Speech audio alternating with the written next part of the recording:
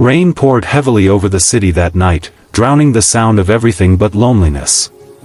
Inside a small café that smelled of roasted coffee and wet pavement, Daniel sat quietly by the window, his worn jacket dripping onto the floor.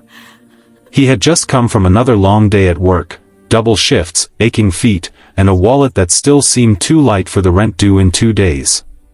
His hands were calloused from loading boxes at the warehouse, but the weight on his heart was heavier. Being a single dad wasn't just about surviving, it was about keeping hope alive for his 6-year-old daughter, Lily, who slept soundly at home under the care of an elderly neighbor. Outside, the world blurred under streaks of rain. Inside, the café felt dim, safe, and almost forgotten.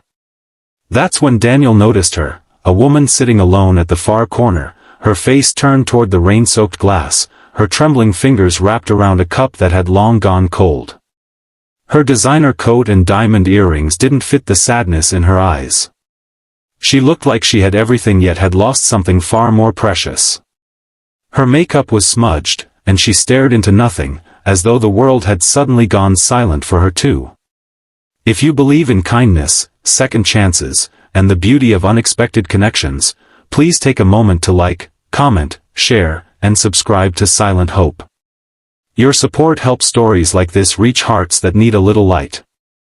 Daniel had seen heartbreak before, in others, and in himself.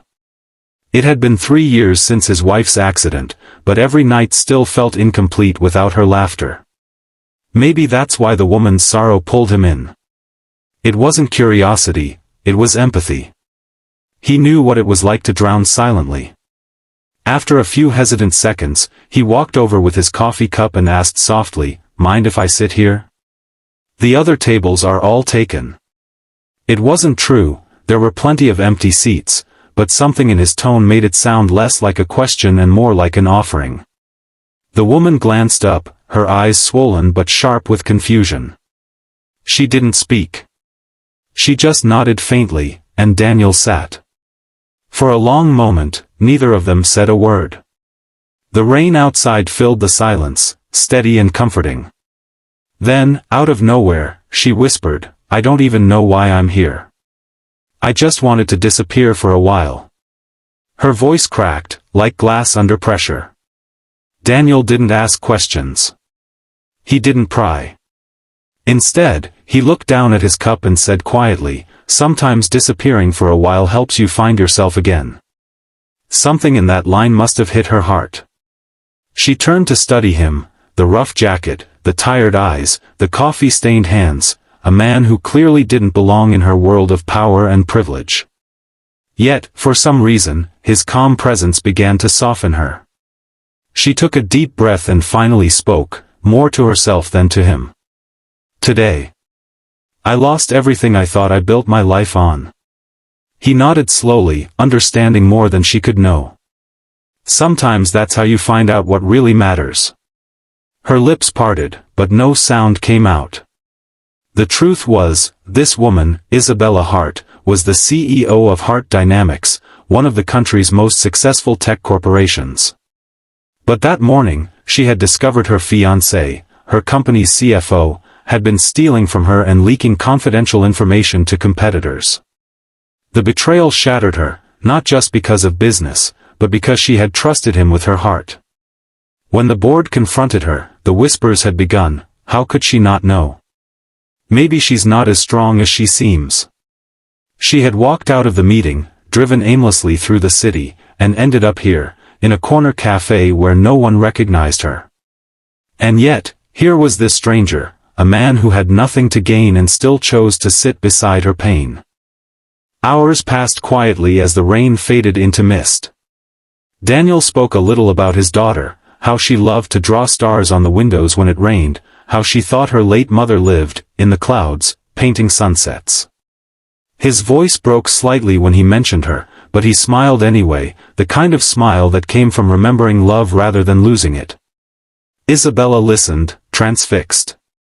This man who had lost so much still carried warmth like a lantern in darkness. Before leaving, Isabella reached for her wallet, but Daniel stopped her gently. "You don't owe me anything," he said.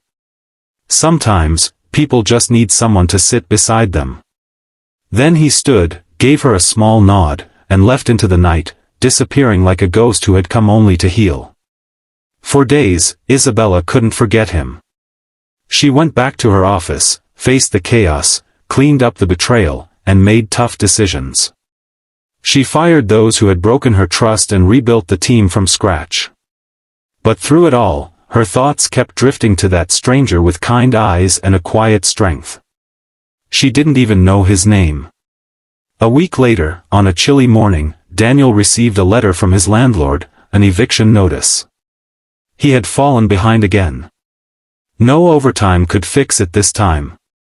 That evening, as he walked home with groceries for Lily, he saw a car parked near his building, sleek, black, and far too expensive for the neighborhood. A woman stepped out, her heels clicking softly against the cracked pavement. When she turned toward him, Daniel froze. It was her, the woman from the café. She smiled faintly, the sadness in her eyes replaced with calm determination. "I found you," she said. Daniel blinked in confusion. "I don't understand." She handed him an envelope. "You once said people need someone to sit beside them. I want to return that kindness." Inside the envelope was a job offer, a personal driver position at Heart Dynamics with a generous salary and full benefits. Daniel's throat tightened. "I can't accept this," he whispered. "You don't owe me anything." Isabella shook her head. "You didn't sit with me because you wanted something. You sat because it was the right thing to do. That's the kind of person I want around me, someone real." And so began a new chapter neither of them saw coming. Working for Isabella wasn't easy at first. The city's elite whispered about her new charity case, but she ignored them. Daniel, humble and grounded, never let the luxury change him. Every morning, he greeted her with the same quiet respect. Sometimes, on long drives between meetings, they'd talk about life, about how pain changes people, how love leaves echoes that never fade, and how sometimes the people who've lost the most give the most. One afternoon, as Daniel drove her back from a conference, Isabella asked softly, "Do you ever wonder why we met that night?" He smiled through the rearview mirror. "Maybe so you could see that even in broken places, kindness still lives." Months passed. Lily grew close to Isabella, often visiting her office and leaving hand-drawn "thank you" cards on her desk. The little girl's laughter filled Isabella's sterile executive suite with warmth it had never known. Slowly, the billionaire who once believed success defined her began to rediscover something money couldn't buy: family, laughter, and the beauty of small, genuine moments. But fate wasn't done testing them yet. One night, Daniel got a call: his daughter had collapsed at school. Doctors discovered a heart condition that required surgery. The cost was overwhelming, far beyond his reach. When Isabella found out, Daniel begged her not to help. "I can't let you do this," he said. "You've already done enough." Isabella placed a hand over his and said quietly, "You once sat beside a stranger when she needed it most. Now let me sit beside you." The surgery was successful. As Daniel watched Lily sleeping peacefully in the hospital bed, he turned to Isabella with tears in his eyes. "I don't know how to thank you." She smiled softly. "Just promise me one thing: never stop believing that good people still exist." The following months transformed their lives in ways neither expected. Daniel continued working with Isabella, but their bond deepened beyond friendship. She admired his humility and his strength. He admired her resilience, how she rose again from betrayal without bitterness. One evening, at the same café where they first met, Isabella sat across from him, the rain tapping gently against the window. "You know," she said, "I came here that night ready to give up. And you reminded me that even strangers can change everything." Daniel looked at her quietly, his heart full.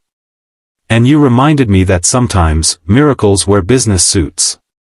They both laughed softly, but the air between them was filled with unspoken emotion, something tender, fragile, and real.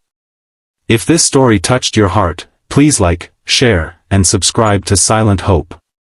Stories like these remind us that kindness can rewrite destinies. Before we end, here's a special request.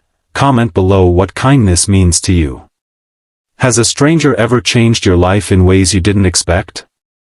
Years later, people would often see a sleek black car pulling up outside that same small cafe, but this time, Daniel wasn't driving. Isabella sat beside him in the passenger seat, holding Lily's hand as they walked in together. They'd sit by the same window where once two broken souls found hope. The rain still fell, the city still hummed, but now, their silence wasn't lonely anymore. It was peace. Because sometimes, the simplest act of kindness, sitting beside a stranger in their pain, can lead to the most unexpected, beautiful kind of forever.